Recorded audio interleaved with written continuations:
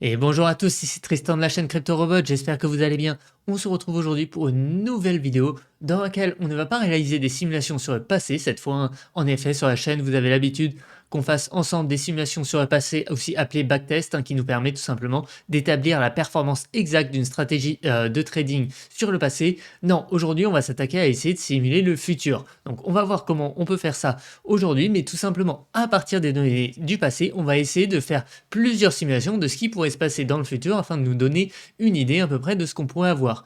On va notamment servir aussi de cette technique pour tout simplement essayer d'évaluer si notre stratégie a ce qu'on appelle du surapprentissage, c'est-à-dire que vous pouvez optimiser une stratégie par rapport au passé, c'est souvent au final comme ça qu'on va réaliser et qu'on va créer nos stratégies en disant qu'est-ce qui a bien fonctionné par le passé, mais ce qui est très important de vérifier, c'est depuis qu'on a réalisé ces tests, hein, et par exemple depuis qu'on a mis une stratégie en production, comment elle se comporte et est-ce qu'elle se comporte toujours aussi bien que quand on l'avait testé auparavant. Donc ça va être une grosse puissance des simulations. Donc tout ça, on va le faire un peu avec ce qu'on pourrait apparenter à une simulation de Monte-Carlo, hein. Donc c'est ce que vous voyez à peu près à l'image juste derrière moi normalement, qui est du coup tout un tas de simulations. En effet, ce qu'on peut faire, c'est tout simplement essayer de faire peut-être 1000 ou 10 000 simulations de ce qui pourrait se passer dans le futur et à partir de là, avoir un certain nombre de simulations. Et alors là, par exemple, sur ce graphique, c'est pas très clair, mais vous inquiétez pas, on va faire ensemble des graphiques qui sont beaucoup plus clairs et dans lesquels on pourra en tirer beaucoup plus d'informations qui vont vraiment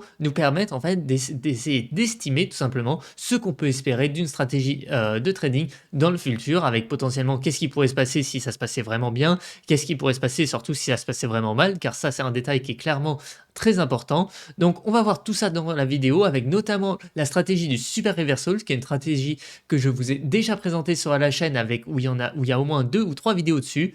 Donc là-dessus, je vous souhaite à tous une très bonne vidéo.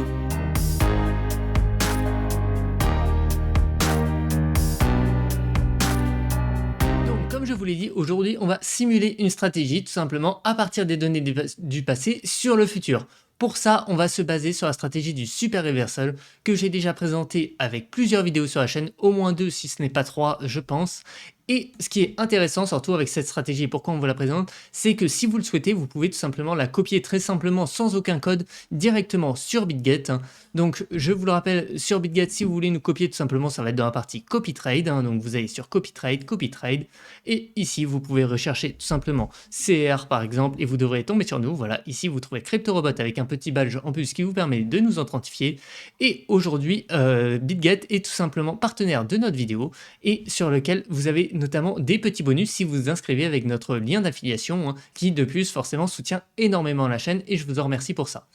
Donc le lien d'affiliation et la promotion de BitGet aujourd'hui, c'est tout simplement que si vous vous inscrivez avec le lien d'affiliation CryptoRobot et que vous déposez au moins 100 $, vous pouvez gagner une boîte mystère allant de 15 $ à 100 $. Donc ça peut être intéressant, notamment au premier dépôt, et là ça peut être intéressant pour ceux qui déposent pas énormément, sachant que on a aussi des gros bonus à l'inscription jusqu'à 8000 $ offerts si vous inscrivez avec notre lien d'affiliation qui va dépendre de pas mal de conditions que vous retrouverez directement quand vous cliquerez sur notre lien tout simplement dans la description. Donc à partir de là, comme je vous l'ai dit, vous pouvez copier notre stratégie, hein. Encore une fois, c'est vraiment pas un conseil en investissement et comme je vous l'ai dit déjà durant une vidéo qu'on avait fait spécialement sur le sujet, c'est vraiment une expérience pour nous de tout simplement réaliser cette histoire de copy trading et tout simplement ça va nous permettre avec vous d'avoir des résultats totalement transparents et vous les voyez ici par exemple, depuis qu'on a lancé le copy trading, on est légèrement perdant, hein, un peu moins que moins 5%. Donc forcément le super reversal, et je l'ai déjà répété plein de fois, est une stratégie de tendance. Donc les stratégies de tendance vont forcément être moins efficaces en range et risquent de perdre un peu d'argent en range, hein. Et quand on regarde un peu le cours du BTC ces derniers temps, hop, je vais enlever ça, et ben on ne peut pas voir plus range que ça, hein, forcément. Là on voit qu'on est en range depuis mi-juin à peu près, donc ça va commencer à faire 4 mois qu'on fait un beau range sur Bitcoin, et donc forcément les stratégies de tendance sont légèrement perdantes, mais comme vous le voyez ici, on est à moins 5%, ça reste assez raisonnable, hein, et je suis désolé pour ceux qui ont perdu de l'argent en nous suivant. Mais j'espère vraiment en tout cas que quand le BTC se réveillera, que ça soit vers le haut ou vers le bas, car je vous rappelle que la stratégie a la possibilité de faire des shorts, et ben on pourra tout simplement rentrer dedans. En tout cas, comme je vous l'ai dit, si vous n'avez pas encore de compte sur BitGet, c'est une plateforme qui se développe énormément et qui fait pas mal de marketing assez agressif, faut le dire. Je sais pas si vous avez vu passer l'info, aujourd'hui, ils se sont associés tout simplement à Léo Messi, donc je pense un des plus gros, on va dire, influenceurs du monde en tant que joueur de foot, et tout simplement, c'est pour vous expliquer qu'en ce moment, ils font du marketing assez agressif et donc avec des gros bonus à l'entrée, notamment avec des frais assez faibles et notamment, par exemple, en ce moment, 0 frais sur le spot, donc qui vous permet d'échanger des BTC et n'importe quelle autre crypto. C'est pas spécialisé sur une crypto, ce qui vous permet d'échanger n'importe quelle crypto en spot, attention pas en futur, avec 0 frais. Donc tout ça, c'est des infos qui peuvent être intéressantes et sur lesquelles peut-être qui peuvent vous pousser à vous créer un compte sur BitGet si ce n'est pas déjà fait. Donc pour rappel, le Super Reversal est une stratégie basée sur 3 indicateurs qui sont assez simples, donc 2 moyennes mobiles et une super trend. Si vous voulez en savoir plus en général sur la stratégie, je vous invite à aller voir sur notre site sur lequel je vais sortir un article là qui n'est pas encore disponible mais qui devrait sortir très rapidement, donc sur crypto-robot.com tout simplement. Donc là, vous aurez vraiment plus de détails sur la stratégie et ses résultats notamment. Mais du coup, ici, ce qu'on peut remarquer, c'est que cette stratégie, pour ouvrir un long, il faut tout simplement qu'on soit en super trend positive avec notre moyenne mobile courte au-dessus de notre moyenne mobile longue. Et à partir de ce moment-là, on va ouvrir un long lorsqu'on va avoir un pullback sur notre moyenne mobile. Donc là, on peut par exemple très bien le remarquer. À partir de ce moment-là, on voit qu'on est prêt à rentrer en position, c'est-à-dire que super trend positive, moyenne mobile courte qui passe au-dessus de notre moyenne mobile longue. Hop. Vous voyez, on a un croisement, et à ce moment-là, on va donc rentrer en position lorsqu'on a un pullback sur notre moyenne mobile, donc on voit qu'on va rentrer en position à ce moment-là.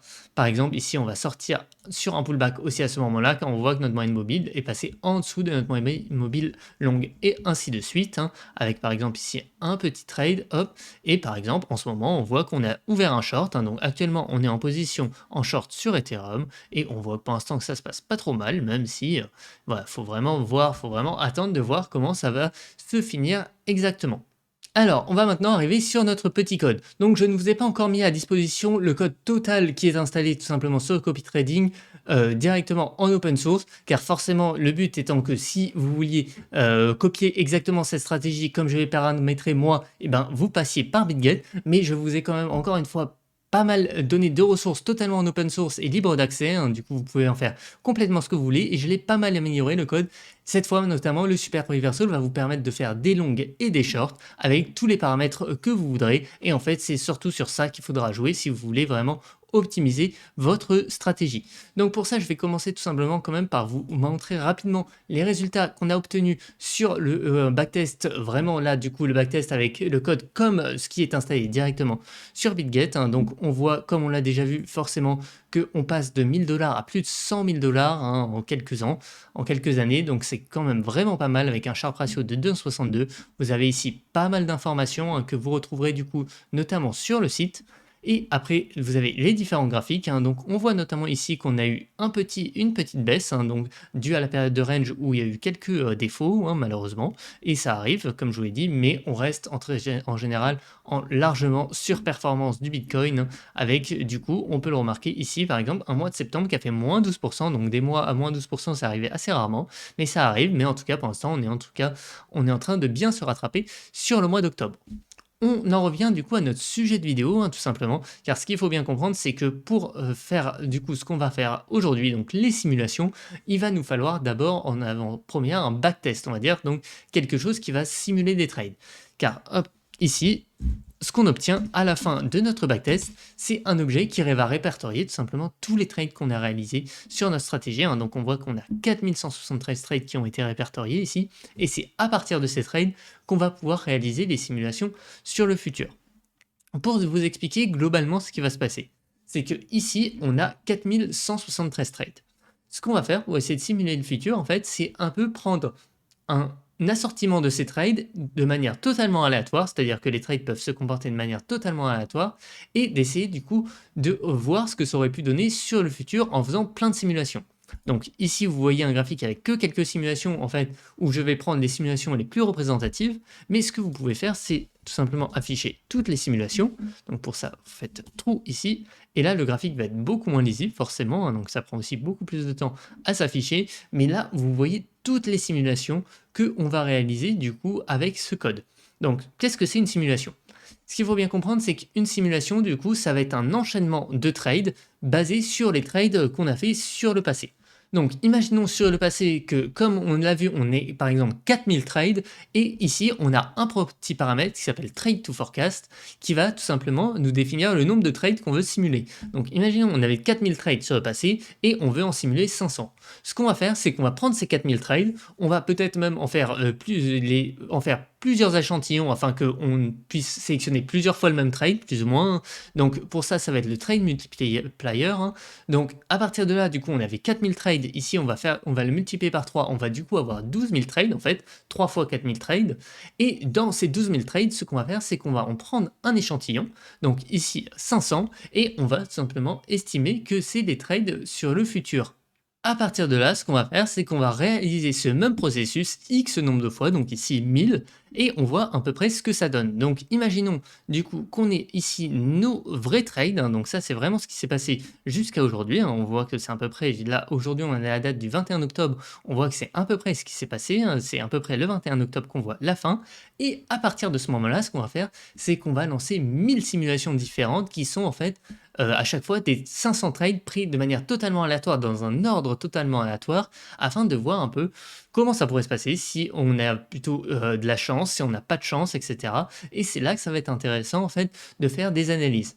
Donc là, comme vous voyez, on ne peut pas faire grand-chose en analyse car on voit des traits de partout. Donc si la seule analyse qu'on peut faire comme ça, c'est que donc là, on est avec un portefeuille d'à peu près 100 000 $. On peut voir qu'à horizon février 2023, on a de grandes chances de se retrouver entre, je dirais, 80 000 $ et 350 000 $. Donc ça, c'est une analyse, d'accord? Mais maintenant, ce qui va nous intéresser, en fait, c'est vraiment par rapport à la répartition des simulations. Et pour ça, ce que je vous propose, c'est qu'on ne va pas montrer toutes les simulations. Donc on va mettre false. Et ici, on ne va montrer que en fait des simulations considérées comme importantes. Donc, c'est-à-dire que tout en bas, on va afficher la pire des simulations, hein. Donc, on voit que la pire des simulations, par exemple, si on prend jusqu'à février 2023, on se retrouverait à 75 000 $. Donc, en théorie, c'est la pire des simulations, c'est le pire scénario possible. Même si, encore une fois, attention, cela peut être pire en théorie, hein. En théorie, si on dérouille complètement et qu'en fait nos résultats sur le passé étaient complètement optimisés par rapport au passé et qu'on est nul par rapport au futur, en théorie on peut aller en dessous. Mais si on part du principe que nos résultats sur le passé présagent potentiellement de nos résultats sur le futur, dans ce cas, la pire théorie possible ici, enfin la pire simulation possible nous emmènerait notre portefeuille à 75 000 $. À l'inverse, on va avoir notre meilleure simulation, hein, qui ici va nous emmener à 225 000 $. Et après, en fait, on va avoir des simulations tous les 10%. C'est-à-dire que là, la orange, par exemple, qu'on voit, hein, qui finit ici, c'est la 10% des pires simulations. C'est-à-dire que si on a 1000 simulations, on va les classer dans un ordre croissant, hein, donc du résultat final. Et ici, celle qu'on va afficher en orange, c'est la centième classée par ordre croissant des simulations. Celle-là, c'est la 0, la orange, c'est la 100, ensuite la verte, ça va être la 200, la 300, la 400, la 500, la 600, la 700 et la 800, hein. Donc, je ne suis pas allé jusqu'à 1000 parce que, en fait, j'ai pas affiché tout simplement les meilleures simulations car j'estime que afficher les meilleures simulations, déjà, ça va déranger un peu l'échelle du graphique et en plus, ça a peu de chances d'arriver. Autant la pire, je pense que ça a plus de chances d'arriver que la meilleure des simulations, hein. Et donc, à partir de là, on a un peu une espérance de ce qui peut arriver. Donc là, du coup, on peut déjà être beaucoup plus précis en disant, par exemple, que nos résultats futurs ont de grandes chances d'être entre le résultat de la orange et le résultat de la rose, hein, par exemple, donc c'est-à-dire entre 10 et 60 ou 70%, par exemple. Et donc, on a de grandes chances que, si on va jusqu'en mars 2023, que notre portefeuille, qui est actuellement à 100 000 $ se retrouve entre 125 000 $ et ici 175 000 $. Donc ça va être une approximation déjà qui va être très importante. Et surtout, donc ça va vraiment être des simulations sur le futur. Mais ce qui va être encore plus important, c'est ce qu'on va voir juste en dessous, c'est de faire ce qu'on appelle des train tests, c'est-à-dire vérifier que nos simulations ont bien respecté ce qu'on voulait tout simplement. Donc, le principe de ce graphique, en fait, ça va être tout simplement de faire à peu près la même chose qu'avant, sauf que ici, on va s'arrêter à une période antérieure que la dernière période disponible. Donc ici, ce que j'ai fait, hein, c'est que j'ai pris par exemple la date du 28 avril 2022. Pourquoi la date du 28 avril 2022? Car c'est tout simplement la date à laquelle j'ai sorti la première vidéo sur le Super Reversal, hein, c'était cette vidéo, hein, Super Reversal, une stratégie de pullback, hein, que je vous invite à la regarder pour mieux comprendre cette stratégie. Et aussi, je vous invite forcément à vous abonner à notre chaîne YouTube si ce n'est pas encore fait, c'est le meilleur moyen de nous soutenir. Donc à partir de là, si vous allez du coup jusqu'à cette période-là, ce que j'ai fait, c'est que j'ai réalisé en fait le même principe que ici, c'est-à-dire que j'ai pris tous les trades avant le 28 avril, j'en ai pris et j'en ai fait 1000 simulations de ce qui pourrait se passer. Et j'ai pris aussi les 10 simulations les plus représentatives, hein, qu'on peut retrouver ici, hein, donc en bleu, en orange, en vert clair, en rouge, en violet, etc. hein. Donc encore une fois, si on prend 1000 simulations, ici c'est la pire simulation, ici c'est la centième pire, la 200e pire, etc. hein, jusqu'à 800, c'est ce qu'on a vu. À partir de là, ce qu'on va faire, c'est vérifier tout simplement les vrais résultats qu'on a obtenus. Donc moi, le jour où je vous ai présenté la Super Reversal, en théorie, cette stratégie voilà, était à peu près à 75 000 $ de portefeuille. Et nos simulations, nous ont dit que aujourd'hui, que si on les avait, si à ce jour-là, on avait fait une simulation sur le futur, eh ben, on aurait tout simplement estimé que dans la pire des cas, on serait retrouvé ici à, j'en sais rien, 60 000 $ par exemple, et dans le meilleur des cas, à 200 000 $. Ici, ce qui se passe, c'est qu'en réalité, en fait, on s'est retrouvé à peu près un peu plus de 100 000 $. Donc, qu'est-ce que ça nous indique, ça? C'est que dans l'ordre des simulations, eh ben, ce qu'on a réalisé au final, c'est plutôt dans les mauvaises simulations, on va dire. C'est-à-dire que ici, comme on l'a vu, on a la pire simulation, ici on a la 10% des pires, ici la 20% des pires. Donc on est entre la 10 et la 20, même si attention, à chaque nouvel essai, ça va être différent, hein, mais on voit qu'on retrouve à peu près tout le temps ce même résultat, c'est-à-dire entre 10 et 20%. Donc si on va grossir plutôt dans le côté positif, hein, on va dire qu'on est dans les 20% des pires simulations. Qu'est-ce que ça indique? Ça indique quand même que déjà les résultats sont cohérents par rapport au passé. C'est-à-dire que tout simplement, le résultat qu'on a depuis cette date, eh ben, il indique que c'est que ça reste cohérent par rapport au passé, même si on a fait moins bien en général que les résultats sur le passé, car si on avait fait mieux, on serait retrouvé plutôt là autour de la simulation en rose par exemple. Mais ça nous indique qu'on reste quand même dedans, et forcément, vu la période, c'est plutôt rassurant, car on est en effet en pleine période de range, et on voit que malgré ça, la stratégie a quand même eu des bons résultats et des résultats qui sont cohérents par rapport au passé. C'est-à-dire que par rapport aux 1000 simulations qu'on avait faites, hein, donc là, ici, si je remets à trou, hop, voilà, par rapport aux 1000 simulations qu'on avait faites, ici, on va plutôt se retrouver vers le bas. Par exemple, ici, il y en a une qui ressort un peu en rouge, hein. On va dire qu'on se retrouve en fait un peu comme si c'était cette simulation, et donc on voit que ça correspond complètement, et que pour l'instant, en tout cas, il n'y a pas vraiment de signe de surapprentissage, qui est vraiment, je pense, un des points les plus désastreux dans les bots de trading et qui est très important, c'est le surapprentissage par rapport au passé. C'est-à-dire que quand vous créez votre stratégie, forcément, vous allez envie d'avoir de la backtester, etc. Vous allez avoir des paramètres et vous allez avoir envie d'optimiser vos paramètres pour que dans le passé, la stratégie ait les meilleurs résultats. Sauf que souvent, ce qu'on va faire, c'est on va s'amener sur du surapprentissage, en fait, qui va tout simplement dire que on va avoir des très bons résultats dans le passé, mais quand on va avoir des cours qu'on n'a jamais vus, hein, donc les cours futurs, quand on va mettre en production la stratégie, ça va se passer beaucoup moins bien. Et donc cette technique vous permet vraiment de vérifier cela. En effet, hop, je vais vous faire un petit screen par exemple, hop, de ça pour pouvoir faire un dessin. Alors, ça, comme on l'a vu ici, c'est le résultat de notre stratégie jusqu'au du coup 29 avril. À partir de ce moment-là, on va faire du coup un check de plusieurs simulations. Donc c'est ce qui se passe ici, hein. Donc avec toutes nos petites courbes qui sont peu épaisses. Et après, on vérifie les vrais résultats qu'on a obtenus. Imaginons que à ce moment-là, on n'aurait pas eu les résultats. Donc je vais essayer de me mettre en vert pour faire la même couleur que la courbe. Voilà. Donc ça, c'est les résultats. Vous voyez, ça, c'est les vrais résultats. Mais imaginons que les résultats auraient été plutôt ça. Hop, hop, hop, hop, hop, hop, voilà. À ce moment-là, ça nous aurait indiqué, vous voyez, qu'on aurait fait moins bien que la pire des simulations prévues. Dans ce cas-là, c'est un gros signe de surapprentissage et souvent, à ce moment-là, il faut arrêter la stratégie car ça vous indique que tout simplement, eh ben, la stratégie n'est plus viable, enfin en tout cas qu'elle a été trop optimisée par rapport au passé et que dans le futur, elle n'est plus assez viable. On va maintenant reprendre le code qui lui par contre est disponible sur GitHub, qui est le backtest de Super Reversal, qui à l'époque était disponible qu'en langue, sur lequel je vous ai ajouté les shorts pour que vous puissiez faire vos tests de votre côté. Et on va du coup un peu inspecter ces deux fonctions, hein, donc qui s'appellent ici hop, plot future simulation et plot train test simulation, hein, donc qui nous permettent ici d'avoir ces deux graphiques qu'on a analysés ensemble juste avant sur la stratégie du Super Reversal qui est installée directement sur BitGet. Et on va très rapidement, le but c'est pas d'entrer trop dans le détail du code encore une fois, voir un peu comment on réalise en fait ces simulations, hein. Car comme vous le savez sur cette chaîne, j'essaie aussi de vous faire un peu progresser en programmation, en algorithmie particulièrement dans le langage de programmation Python, hein, et surtout de vous donner envie potentiellement de vous mettre à ce langage de programmation qui va vous permettre de faire énormément de choses et surtout si vous aimez le trading et l'aspect un peu quantitatif du trading, d'améliorer grandement votre trading. Donc, à partir de là, nous, ce qu'on va faire ici, donc ça, au début, les deux premières lignes, c'est pour le graphique, on n'en a pas grand-chose à faire. Ici, ce qu'on va récupérer, c'est plusieurs variables, donc le wallet initial, tout simplement, hein. Donc, ensuite, on va vérifier le nombre de trades qu'on a fait l'année dernière et on va regarder, du coup, combien on fait de trades par an. Tout ça, en fait, ça va nous permettre d'afficher les dates en dessous, hein.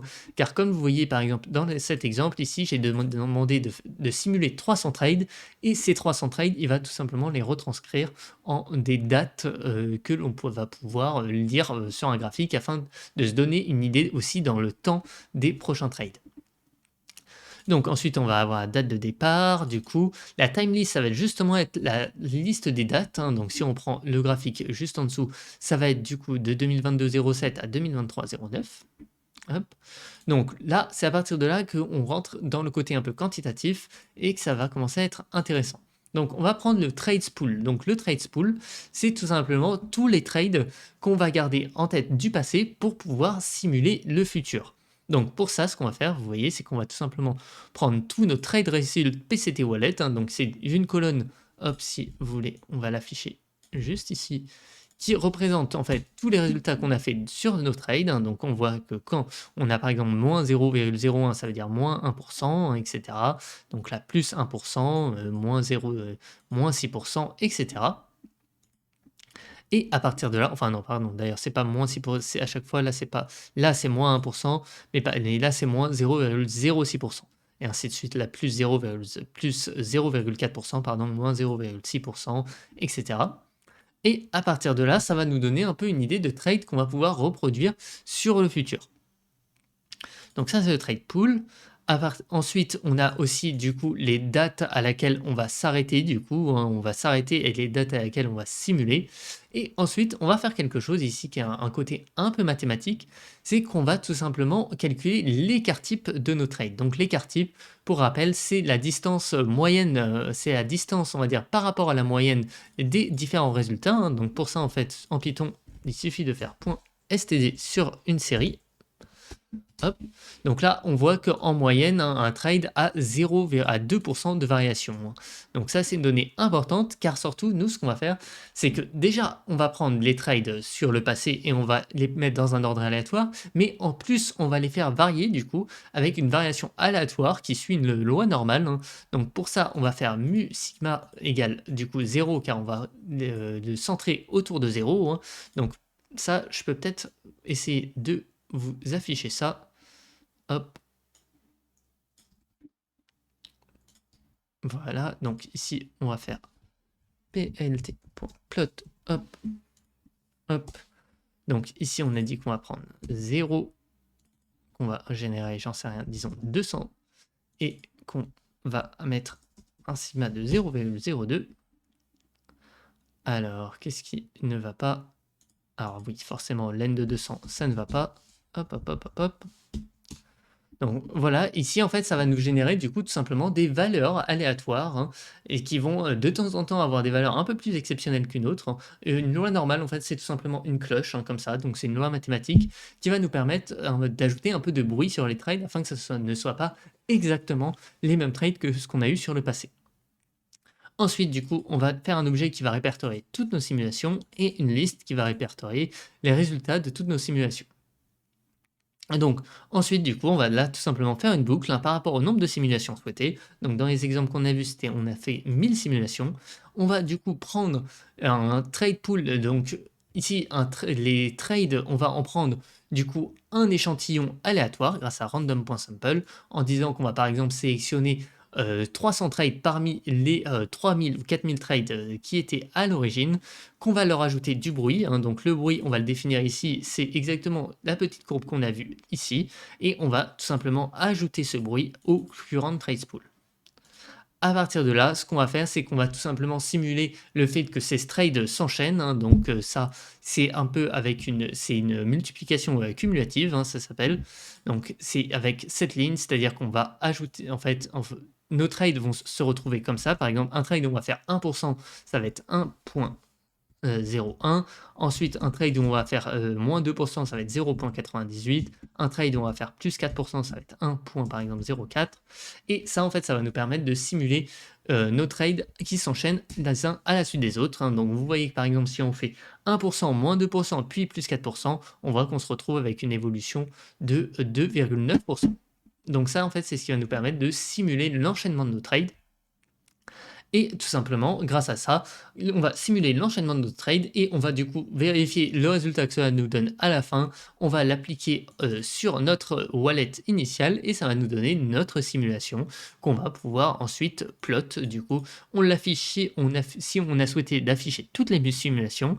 Et par contre, si on a souhaité de ne pas afficher toutes les simulations, on va, comme je vous l'ai dit, trier toutes nos simulations et on va prendre une simulation, enfin, on va prendre que les certaines simulations, donc on va prendre la pire simulation, la 10% des pires, 20% des pires, etc.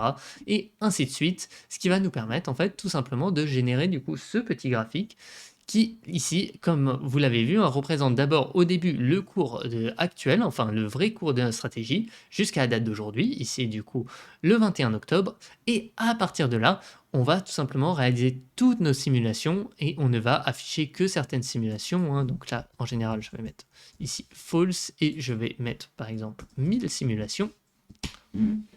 Hop.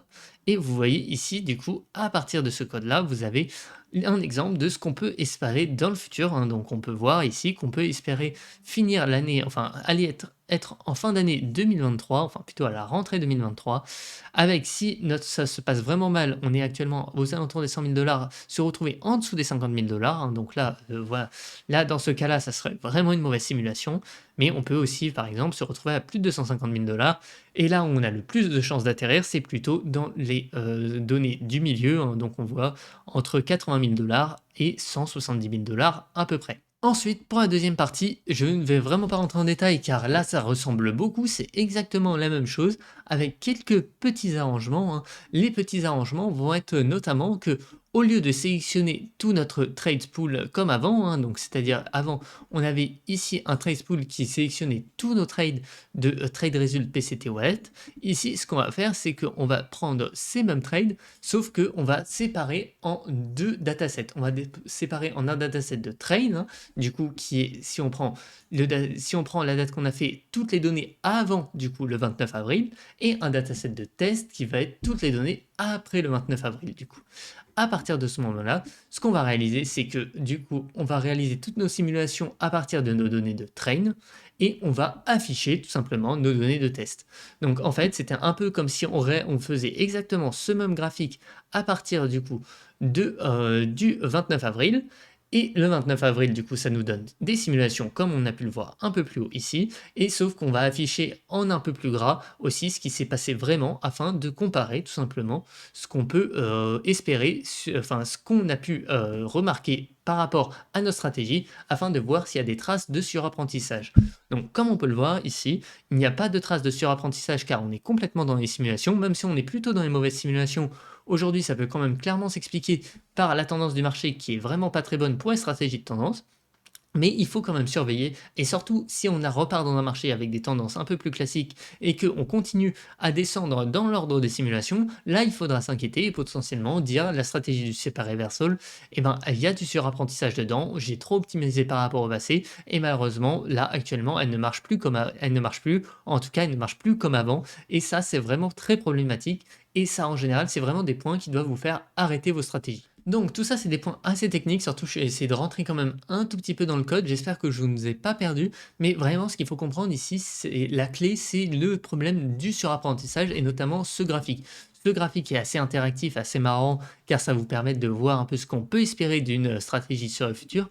Mais pour moi, ce qui est vraiment hyper important, c'est plutôt ce graphique qui va notamment même vous permettre un point sur lequel je voudrais insister, c'est quand vous faites des backtests, imaginons que vous backtestez une stratégie. Ce que je vous invite grandement à faire, c'est par exemple, justement, de ne sélectionner vos données que jusqu'à avril 2022, disons, c'est-à-dire que vous prenez à chaque fois, pour backtester votre stratégie, donc pour simuler, vous prenez depuis, j'en sais rien, 2017 ou 2018 jusqu'à 2020, jusqu'à avril 2022, vous faites vos backtests, vous optimisez vos paramètres un peu comme vous voulez, et ensuite, ce que vous réalisez, c'est ce graphique. À partir de là, ce que vous faites, c'est que vous, avec vos paramètres que vous avez potentiellement optimisés, vous regardez comment votre stratégie s'est comportée après jusqu'à la date d'aujourd'hui et comment les simulations par rapport au passé se sont comportées. Et là, c'est très très important de regarder comment ce qui s'est vraiment passé s'est comporté par rapport aux simulations.